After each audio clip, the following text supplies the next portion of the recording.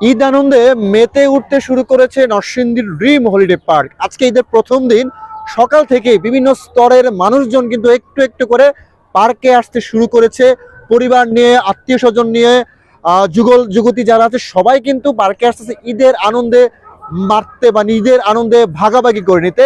Narsingdi dream holiday পার্কে ভূতের বাড়ি থেকে শুরু করে বিভিন্ন রকম রাইড রয়েছে, ওয়াটার পার্ক, ওয়াটার কিংডম থেকে অনেক কিছু দেখতে পাচ্ছেন কিন্তু যে বিভিন্ন জায়গা থেকে কিন্তু মানুষ একটু একটু করে আসতে শুরু করেছে, কেউ পরিবার নিয়ে, কেউ সন্তান নিয়ে।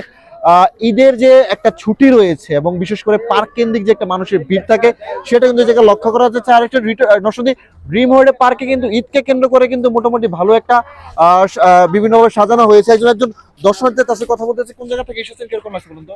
আমরা আসছি সাভার থেকে। আলহামদুলিল্লাহ বেশ ভালো লাগতেছে, পরিবেশও খুব সুন্দর, খুব সুন্দর পরিবেশ এবং রাইডগুলো খুব ভালো আলহামদুলিল্লাহ। এই পার্কের কথা শুনেছিলেন, এর আগে এসেছিলেন?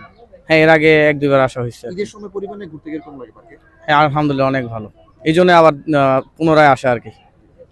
আরেকটা বিষয় কি, নরসিংদী ড্রিম হলিডে পার্কে যারা দর্শনার্থী রয়েছে, যেহেতু দেশের বিভিন্ন স্থান থেকে দর্শনার্থীরা আসছে বিভিন্ন রাইড, ভূতের বাড়ি থেকে শুরু করে বিভিন্ন রাইড উপভোগ করার জন্য, তাদের নিরাপত্তা নিশ্চিতের জন্য এই জায়গার যে ব্যবস্থাপনা পরিচালক রয়েছে তার সাথে কথা বলে তিনি জানিয়েছে যে সর্বোচ্চ ব্যবস্থা নেওয়া হয়েছে। নরসিংদী থেকে ঈদ কেন্দ্রিক আমার কাছে ড্রিম হলিডে পার্ক থেকে এতটুকু ছিল।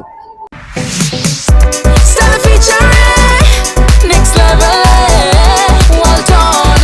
Side by side, fridge.